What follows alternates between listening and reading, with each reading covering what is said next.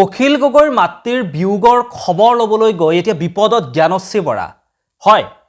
অখিল গগৈৰ লগত উঠা এখন ফটোৱে এতিয়া বিপদ মাতি আনিছে জ্ঞানশ্ৰী বৰাৰ জীৱনলৈ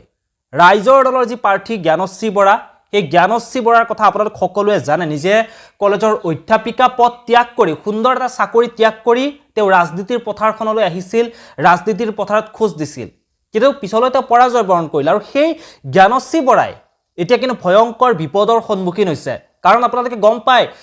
অখিল গগৈৰ মাতৃ প্ৰেমদা গগৈ ইতিমধ্যে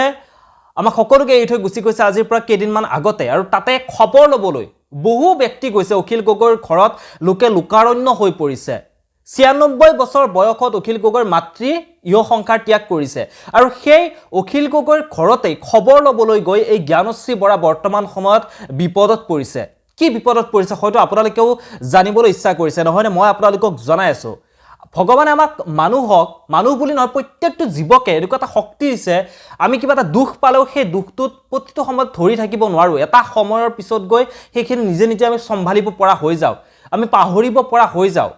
আমাৰ যিমানে আপোন মানুহ নহওক কিয় সেই আপোন মানুহজন যেতিয়া হেৰাই যায় সেই স্মৃতিখিনি আমাৰ মনত সদায় থাকি যায় কিন্তু সেই দুখটো লৈ আমি যেন সদায় কান্দি থাকো সদায় যেন তেওঁৰ চিন্তাতে আমি মগ্ন হৈ থাকো নাথাকো ন আমি নিজৰ দৈনন্দিন জীৱনৰ আমাৰ যিবোৰ কাম থাকে সেই কামবোৰ আমি কৰি যাও এদিন হোৰো দুদিন হোৰো তিনি দিনৰ পিছত আমাৰ নিজৰ কামবোৰ কৰি আমি সকলোৱে নিজৰ জীৱনত আমি ব্যস্ত হৈ পৰো নিজৰ কামবোৰ কৰি আগুৱাই গৈ থাকো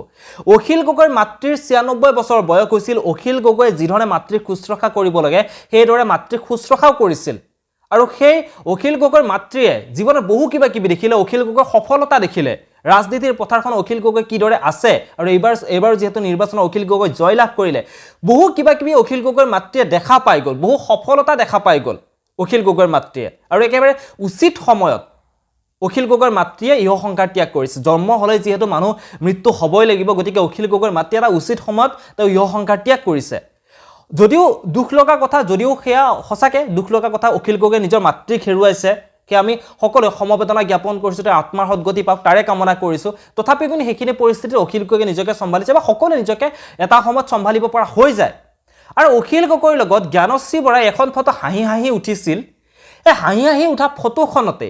অলপমান মিছিকে হাঁহি এটা মাৰিছিল ফটোখন এই ফটোখন যেতিয়া সামাজিক মাধ্যমত ওলাই পৰিল তেতিয়াই কিন্তু বিতৰ্কৰ সৃষ্টি হ'ল বহুতে জ্ঞানশ্ৰী বৰাৰ জ্ঞানলৈ আঙুলি টুৱাইছে জ্ঞানশ্ৰী বৰাৰ জ্ঞানৰ ভাণ্ডাৰ মানে জ্ঞানশ্ৰী বৰা যেহেতু এগৰাকী শিক্ষিত যুৱতী গতিকে তেওঁৰ জ্ঞানৰ ভাণ্ডাৰ ইমানেই বেছি যে তেওঁ সেই অনুষ্ঠানটিলৈ মৃত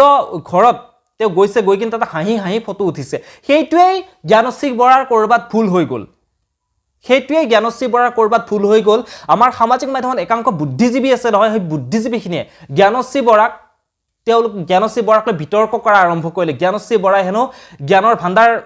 ইমানেই মানে বেছি তেওঁ ক'ত কেনেকৈ থাকিব লাগে কি ধৰণে ক'ত হাঁহিব লাগে ক'ত হাঁহিব নালাগে ক'ত দুখ প্ৰকাশ কৰিব লাগে সেইখিনিও নাজানে কি ক'ম আৰু আপোনালোকে এই বিষয়ত কি ভাবে আপোনালোকে জনাবৰ কাৰণে একেবাৰে নাপাহৰিব আপোনালোকৰ মতামতখিনি তলৰ কমেণ্ট বক্সত কমেণ্ট কৰি জনাব বুলি আশা কৰিছো ধন্যবাদ পুনৰ লগ পাম